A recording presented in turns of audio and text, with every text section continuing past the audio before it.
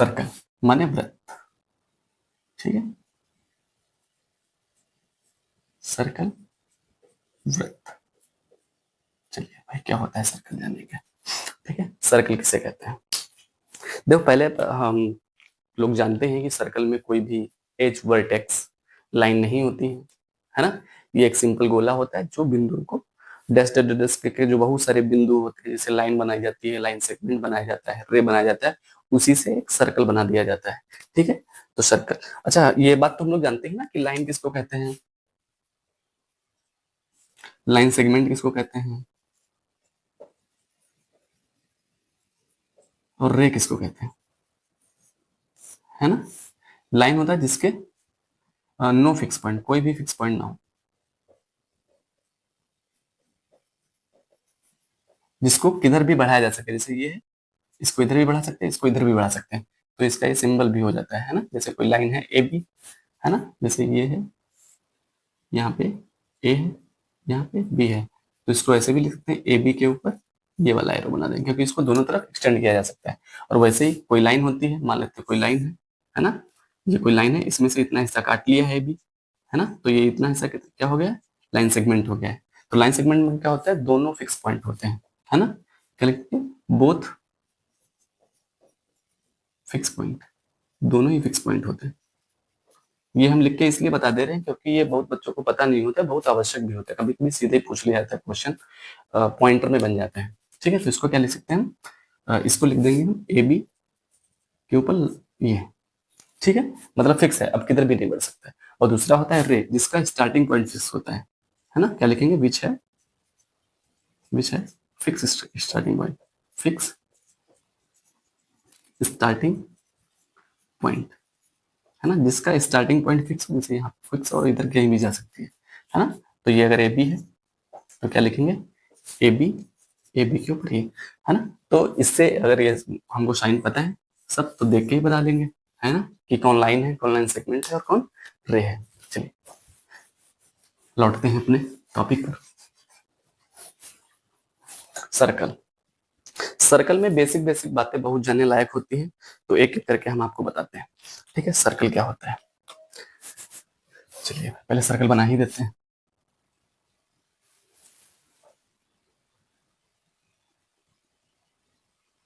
ये कोई सर्कल होता है जिसका सेंटर ओ, यहाँ पे हम मान लेते हैं इसका सेंटर है ओ, ठीक है।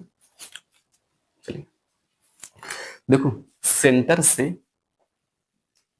इस सर्कल पे हम कोई भी लाइन खींच दें, कोई भी लाइन खींच दे, कहीं भी लाइन खींच दे, है ना, तो सर्कल से लेकर ये सेंटर से लेकर सर्कल तक की दूरी को हम रेडियस कहते हैं आर, ठीक है। तो एक सर्कल में इनफाइनाइट रेडियस खींची जा सकती है, जैसे ऐसे भी खींच सकते हैं, ऐसे भी खींच सकते हैं, ऐसे भी खींच सकते हैं, यहाँ यहाँ यहाँ जितनी चाहे खींच ले, तो इनफाइनाइट रेडियस खींची जा सकती है, ठीक है। और दूसरी बात ये होती है, अगर सर्कल के किन्हीं दो बिंदुओं को, सर्कल के किन्हीं भी दो बिंदुओं को हम आपस में मिला दे, लेकिन कंडीशन लाइन सेंटर से जानी चाहिए, केंद्र से जानी चाहिए, है ना, जैसे इन दोनों को हम मिलाएं और सेंटर से जानी चाहिए, है ना। अगर सेंटर से निकल जाएगी तो इसी को हम डायामीटर कहेंगे, ये अगर रेडियस है तो इसको हम डायामीटर कहेंगे, क्या कहेंगे, डायामीटर कहेंगे। अच्छा, अब देखो एक चीज बहुत ध्यान से समझेंगे, आपको लगेगा देखो, अगर यहाँ पे ओ पॉइंट से सिर्फ इतना जाते हैं, सिर्फ इतना जाते हैं, तो इसको रेडियस कह सकते हैं, नहीं कह सकते, जी हाँ बिल्कुल कह सकते हैं, ठीक है। फिर पॉइंट से यहाँ तक आते, इसको रेडियस कह सकते हैं, भाई इतने वाले पॉइंट को क्या फिर से रेडियस कह सकते हैं हम, कलर चेंज कर लेते हैं, इस वाले पॉइंट को क्या रेडियस कह सकते हैं, जब ये रेडियस है और ये रेडियस है, दो रेडियस है और डायामीटर एक है, तो क्या हम कह सकते हैं कि एक डायामीटर में दो रेडियस होती है, कह सकते हैं।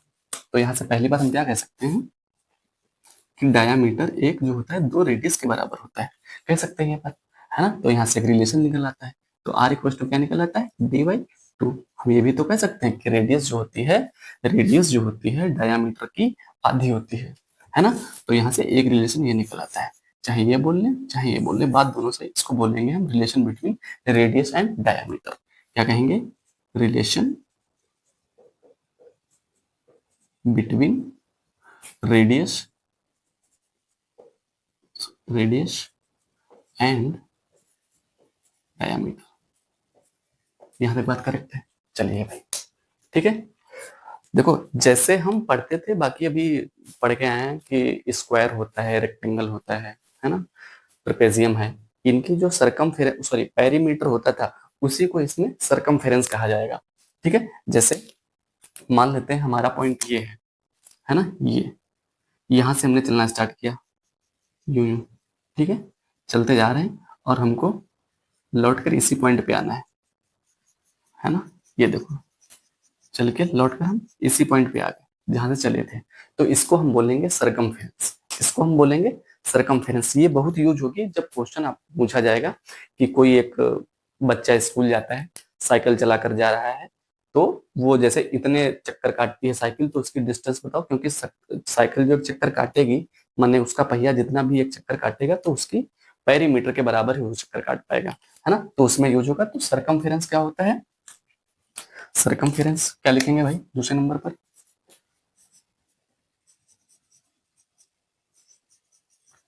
सरकमफेरेंस या परिधि, परिधि, ठीक है, क्या होता है? 2 पाई आर होता है। सरकमफेरेंस क्या होता है? 2 पाई आर होता है ना। इसका भी एक डेरिवेशन होता है कि जो पाई होता है, जो पाई होता है, पाई जो होता है सरकमफेरेंस और डायमीटर का रेशियो होता है ना। अब जहां भी सर्कल दिखेगा वहां पे पाई जरूर आएगा, है ना। और पाई कैसा नंबर होता है?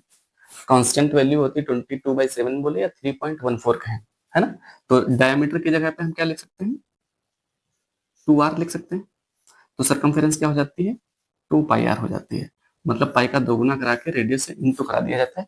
ऐसे डेरिवेशन होता है, कोई खास नहीं होता है ना। हम सीधे भी याद रख सकते हैं, सरकमफेरेंस 2 पाई आर होता है। सरकमफेरेंस 2 पाई आर होता है। सरकमफेरेंस कोई भी चीज होती है जिसको उतना पार्ट घेरती है, क्योंकि कभी कभी प्रश्न हमको यही पता नहीं चलता है कि हमको क्वेश्चन में सरकमफेरेंस बताना है, परिधि बतानी है, पेरीमीटर बताना है, या उसका एरिया बताना है। एरिया होता है सिंपल, जितना वो एरिया इंक्लोज करा। जैसे बुक है, हम बुक को टेबल पे रख देंगे, तो जितना वो चौकोर जगह घेरेगी, उसको हम उसका एरिया कहेंगे, ठीक है। और उसकी जो बाउंड्री होगी, जैसे मान लेते हैं ये हमारे पास कोई रजिस्टर है, तो ये इसका जो ऊपर का एरिया है, ये उसका एरिया है, ठीक है। और जो ये लाइन है चारों तरफ, है ना, ये उसका पेरीमीटर होता है। वैसे इसका ये सरकमफेरेंस होता है। सरकमफेरेंस को हम पेरीमीटर जैसा ही कह सकते हैं, ठीक है।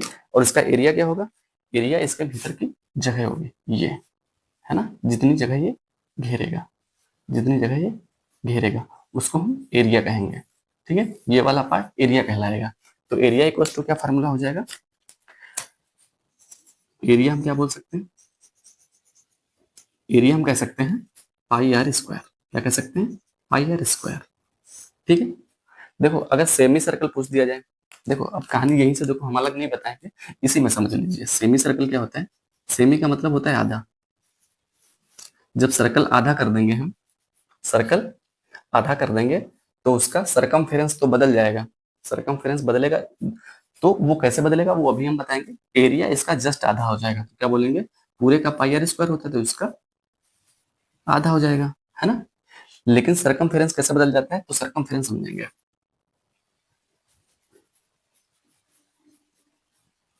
क्योंकि क्वेश्चन अगर गलत होगा किसी का तो यहीं पे हो जाता है, वरना इसमें गलत होने का कोई चांस नहीं होता सरकमफेरेंस में। जैसे मान लेते हैं ये कोई सर्कल है, ये कोई सर्कल है ना। इसकी ये क्या है? ये अगर सेंटर है यहाँ पे ओ, तो ये डायमीटर होगा। ये भाई आर है, ये आर है, और पूरा डायमीटर है, कह सकते हैं। और ये वाला पार्ट सरकमफेरेंस का आधा, है ना। तो इसका सरकमफेरेंस क्या हो जाएगा? बोलेंगे 2 पाई आर तो रहेगा, 2 पाई आर का आधा कितना हो जाएगा? 2 पाई आर का आधा कर देंगे, सही है। और प्लस इसमें जुड़ जाएगा, क्या जुड़ जाएगा? डी, या 2 आर कह लें, है ना, कुछ भी कह लें। इसमें 2 आर और जुड़ जाएगा, है ना।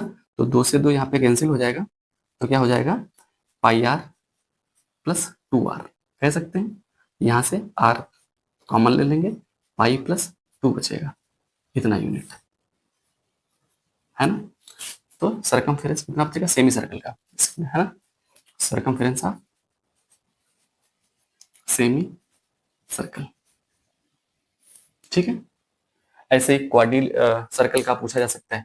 क्वाड्री का पूछेगा, क्वाड मतलब चौथाई भाग होता है, तो उसको 4 से डिवाइड कर देंगे, सिंपल, लिखने की कोई जरूरत नहीं है ना। क्वाड्री का पूछ देगा तो 4 से डिवाइड कर देंगे, सिंपल। एरिया अगर पूछेगा क्वाड्रिलेटरल, सॉरी क्वाड्री सर्कल का, तो पाई आर स्क्वायर लिखेंगे, है ना, उसको 4 से डिवाइड कर देंगे, है ना, इतना स्क्वायर यूनिट आ जाएगा, स्क्वायर यूनिट आ जाएगा। चलिए, बात करेक्ट है यहाँ पे, कोई दिक्कत नहीं होनी चाहिए। आगे बढ़ते हैं भाई, ठीक है, समझते चलना, आराम आराम से इरेज कर देते हैं पूरा। इससे रिलेटेड और कुछ बातें देते हैं। चलिए भाई, फिर से एक सर्कल बना लेते हैं, सुंदर सा सर्कल बन गया।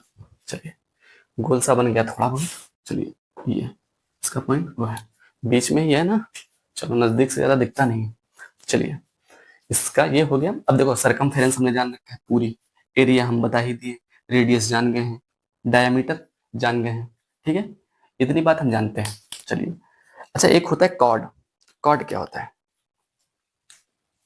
कॉर्ड, जैसे मान लेते हैं किन्हीं भी दो पॉइंट सर्कल पे, हम कोई भी कहीं भी दो पॉइंट ले लें, कहीं भी दो पॉइंट ले लें और उसको हम एक सीधी लाइन से मिला दें, सीधी लाइन से मिला दें, तो ये क्या है, ए बी, है ना, तो ए बी क्या हो जाएगी, कॉर्ड हो जाएगी।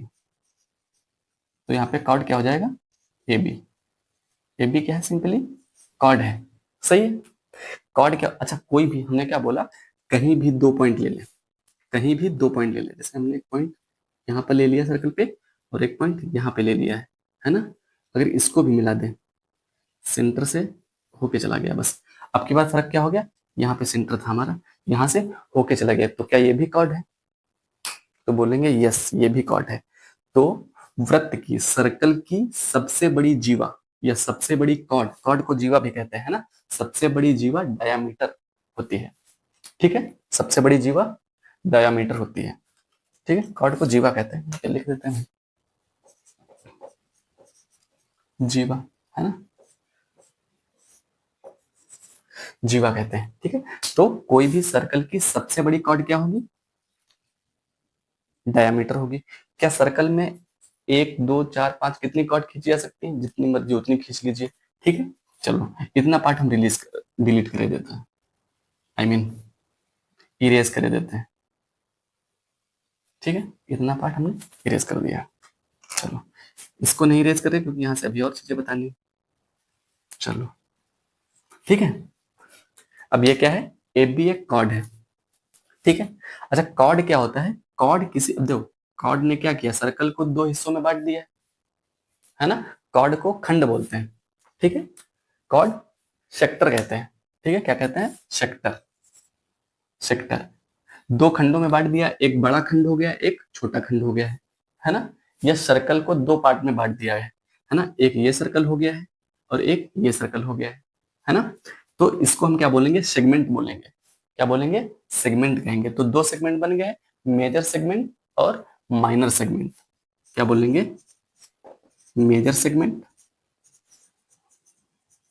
और माइनर सेगमेंट, और क्या बोलेंगे, माइनर सेगमेंट, है ना। दीर्घखंड, दीर्घखंड, इसको क्या कहेंगे, लघुखंड, लघुखंड, ठीक है। चलो, कॉर्ड से जो टुकड़े करे जाए सर्कल के, उसको हम सेगमेंट कहते हैं, ठीक है, जो बड़ा है उसको, ये वाला देखो पार्ट, है ना, ये मेजर सेगमेंट है, ये वाला पार्ट, ठीक है, ऐसे, और ये वाला पार्ट माइनर सेगमेंट है, छोटा है, ठीक है, ये वाला माइनर है, ठीक है। तो हम बोले भैया सेगमेंट किसको बोलते हैं, कॉर्ड का सहारा लेकर जिस, जब सर्कल के दो टुकड़े करे जाए, ठीक है। एक और होता है, अब कॉर्ड हटा देते हैं, अब अगला पॉइंट समझते हैं इसी में, कॉर्ड को हटा देते हैं। चलिए, अब जैसे ये सेंटर था यहाँ पे, है ना, अब की बार हमने क्या डाल दी यहाँ पे, रेडियस डाल दी, ये क्या है, ये रेडियस है, ये भी रेडियस है, सही बात है, इतनी बात समझते हैं हम लोग, दोनों रेडियस है ना। जब रेडियस से सर्कल को बांटा जाता है ना, तब उसको हम त्रिज्य खंड कहते हैं, क्या कहते हैं, त्रिज्य खंड कहते हैं, सेक्टर कहते हैं, है ना, ये भी दो होते हैं, मेजर सेक्टर, माइनर सेक्टर, क्या कहेंगे, मेजर सेक्टर और माइनर सेक्टर, और क्या कहेंगे, माइनर सेक्टर। अच्छा ये दोनों, इसको त्रिज्यखंड कहते हैं, तो बोलेंगे दीर्घ, दीर्घ त्रिज्यखंड, दीर्घ त्रिज्य खंड, है ना, लघु त्रिज्य खंड, और क्या कहेंगे, लघु त्रिज्य खंड। सही बात है। चलिए, लघु त्रिज्य खंड, ठीक है। एक होता है चाप, यहाँ पे हम पहले चाप बता देते हैं। चाप क्या होता है, चाप को आर्क कहते हैं, आर्क। जैसे मान लेते हैं हमने सरकमफेरेंस का कुछ हिस्सा काट लिया है, हम कह रहे हैं हमने ये इतना हिस्सा काट रखा है, ये ए बी, यहाँ पे sorry C D, A B लिख चुके हैं, ये इतना हिस्सा काट चुके हैं, तो ये ऐसा बन जाता है कुछ नहीं, है ना, इसी को आर्क कहते हैं। अगर ये एक हिस्सा ये है, तो बचा हुआ भी तो एक हिस्सा है ना, तो ये भी एक बड़ा वाला भी चाप है। सीडी के इतना छोड़कर बाकी सर्कल का जितना बचा हुआ पार्ट है, ये भी एक चाप है, ये भी एक आर्क है। जो छोटा चाप है उसको हम माइनर आर्क कहेंगे, जो बड़ा चाप है उसको हम मेजर आर्क कहेंगे। सही बात है। चलिए, ठीक है। अब इनका एरिया निकालने का भी फार्मूला होता है, ठीक है। एरिया निकालने का फार्मूला क्या होता है, ठीक है। देखो अगर आर्क का हमको लेंथ बतानी है, लेंथ ऑफ आर्क, ठीक है, क्या बताना है, यहाँ पे लिख देते हैं लेंथ ऑफ आर्क। सभी फार्मूले में यहीं पे लिख देंगे, है ना, इसी स्लाइड के ऊपर, इरेज नहीं करेंगे।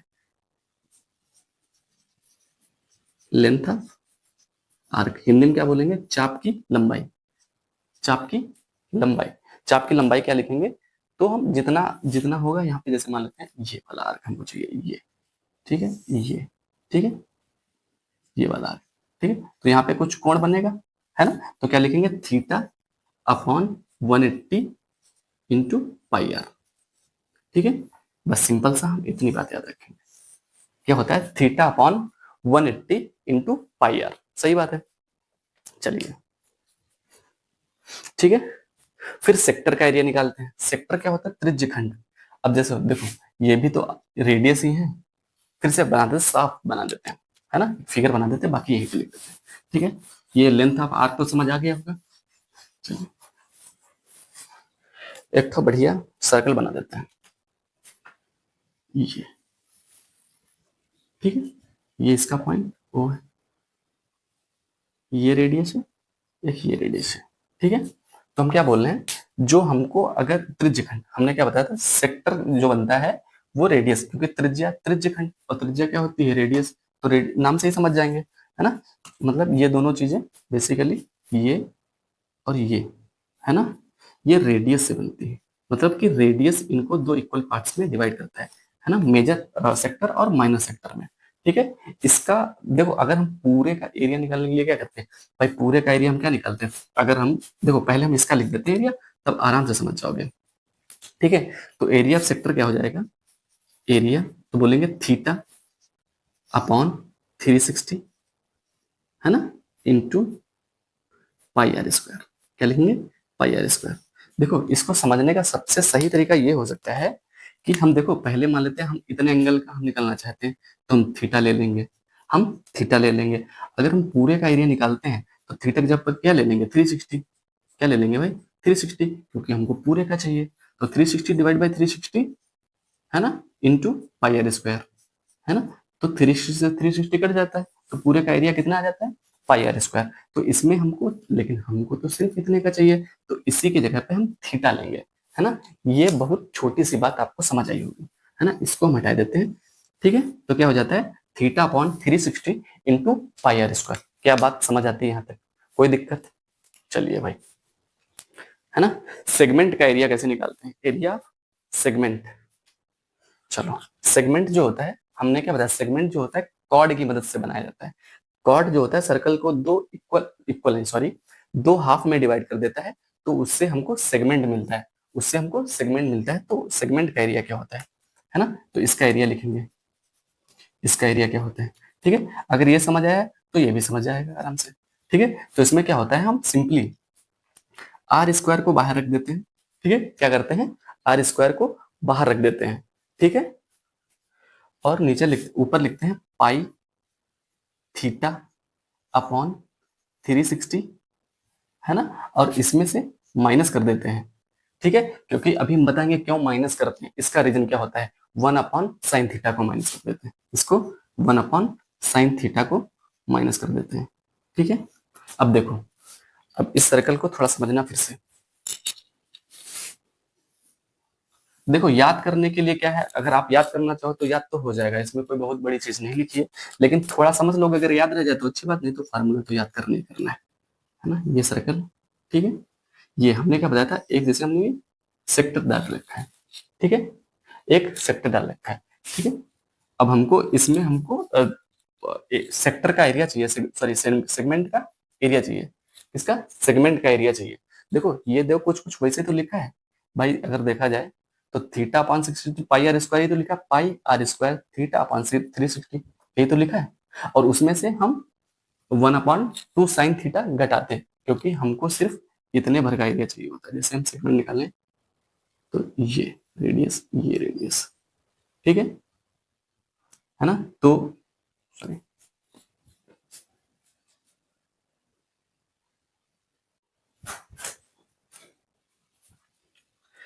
चलिए अब बताते हैं एरिया ऑफ सेगमेंट क्या होता है ना, सेगमेंट। चलिए इसके लिए हम एक सर्कल बना लेते हैं, ये रहा सर्कल, ठीक है, इसका यहाँ पे सेंटर है O, ठीक है, यहाँ से हमने दो रेडियस डाल रखी है, एक ये रहा और एक ये रहा, ठीक है, तो यहाँ से ये कॉर्ड है, सॉरी, ठीक है, ये कॉर्ड है, तो हमको सिर्फ इतने भर का एरिया चाहिए, यही तो होगा भैया एरिया ऑफ सेगमेंट, क्योंकि यही तो कॉर्ड है जो दो पार्ट्स में डिवाइड कर रही है, सही बात है। अगर इसको हटा भी दें कोई बात नहीं, चलिए रेडियस नहीं डालते, ठीक है, तो हमको ये ए बी, है ना, सिर्फ इतने भर का एरिया चाहिए, ठीक है। तो इसका एरिया निकालने के लिए देखो, अब हम क्या करेंगे, ये, ठीक है, ये देखो हमने क्या बताया, इसका एरिया हम क्या लिखेंगे, लिखेंगे area equals to, area of segment की बात कर रहे हैं ना बेसिकली, तो लिखेंगे आर स्क्वायर ब्रैकेट में पाई थीटा डिवाइड बाई 360, इसमें से माइनस कर देंगे 1/2 साइन थीटा को, 1/2 साइन थीटा को। ये आता कैसे है, देखो, अगर इसको बहुत ध्यान से देखोगे तो ये कुछ कुछ ऐसे ही लिखा है, थीटा अपॉन 360, भाई थीटा अपॉन 360, और इन दोनों को मिलाएंगे तो क्या लिखा है, पाई आर स्क्वायर, उतने तो लिखा है। तो उसमें से हमको बस इतना रीजन माइनस करना होता है ना, ये वाला त्रिभुज जो बन रहा है, ट्रायंगल बन रहा है, इसका रीजन हमको निकालना होगा, इसमें से माइनस कर दे, है ना, इसीलिए इसका 1/2 साइन थीटा माइनस किया है, ठीक है। तो एरिया ऑफ सेगमेंट और एरिया ऑफ सेक्टर दोनों ही एरिया समझ गए होंगे, इसका यूनिट स्क्वायर यूनिट होता है, सिंपल सी बात, ठीक है। सर्कल में और कोई कॉन्सेप्ट, तो बेसिक बेसिक हमने चीजें बता ही दी है, सरकमफेरेंस बता ही दिया है, ठीक है। जो सर्कल होता है, सर्कल का जो डायामीटर होता है वो सर्कल को दो बराबर हिस्सों में बांट देता है, ठीक है, 2 इक्वल हाफ में डिवाइड कर देता है, कोई भी डायामीटर हो, ठीक है। चलो, डायामीटर को हिंदी में व्यास कहते हैं, ठीक है, उसका रिलेशन भी बता दिया, चलिए, ठीक है। और इस पर बनने वाले प्रश्न हम किसी वीडियो में डिस्कस करेंगे आप लोगों से, ठीक है। चलिए, अगर ये वीडियो आप लोगों को पसंद आया हो तो हमारे वीडियो को लाइक करें, चैनल को सब्सक्राइब करें। थैंक यू वेरी मच, मिलते हैं नेक्स्ट वीडियो में, शुक्रिया, धन्यवाद।